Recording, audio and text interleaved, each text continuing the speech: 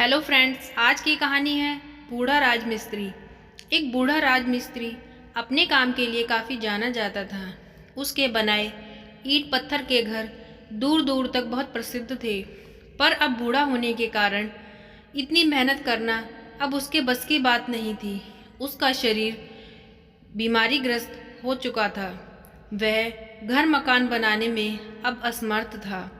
तो उसने सोचा कि क्यों न बाकी की ज़िंदगी आराम से गुजारी जाए। और वह अगले दिन सुबह सुबह अपने मालिक के पास पहुंचा और बोला, ठेकेदार साहब, मैंने बरसों आपकी सेवा की है, आपके यहाँ काम किया है, पर अब मैं बाकी का समय आराम से पूजा पाठ में बिताना चाहता हूँ।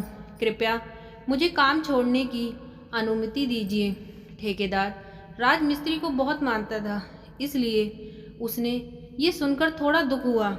वह यह बिल्कुल भी नहीं चाहता था कि राजमिस्त्री उसके लिए काम करना छोड़े, पर वो राजमिस्त्री को निराश भी नहीं करना चाहता था।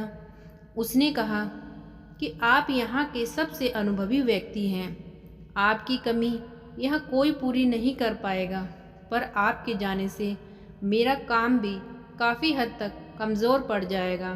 पर जब आप स्वयं ही कह रहे हैं कि अब आप यह काम करने में असमर्थ हैं, तो मैं आपसे ज़बरदस्ती भी नहीं कर सकता। लेकिन मैं आपसे एक निवेदन करता हूँ कि जाने से पहले आप मेरा एक आखिरी काम करते जाइए। जी, क्या काम करना है? राजमिस्त्री ने पूछा। मैं चाहता हूँ कि आप जाते जाते हमारे लिए एक और नया घर तैयार कर दीजिए। ठेकेदार घर बनाने के लिए ज़रूरी पैसे देते हुए बोला। राजमिस्त्री इस काम के लिए तैयार हो गया।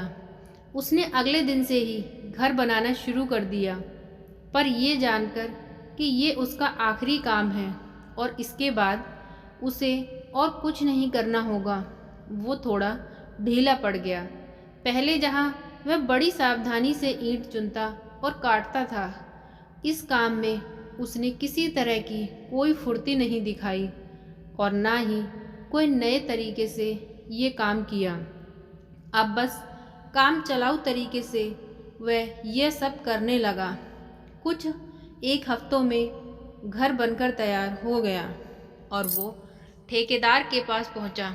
ठेकेदार साहब, मैंने घर तैयार कर लिया है, अब तो मैं काम छोड़ सकता हूँ।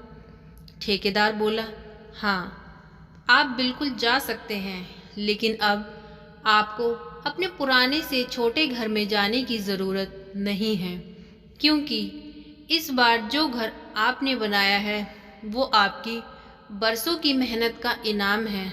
जाइए, अपने परिवार के साथ उस घर में खुशहाली से रहिए। राजमिस्त्री ये सुनकर स्तब्ध रह गया। वह मन ही मन सोचने लगा और कहा, मैंने दूसरों के लिए एक से बढ़कर एक घर बनाए और अपने घर को इतने घटिया तरीके से बना बैठा। काश मैंने ये घर भी बाकी घरों की तरह ही बनाया होता।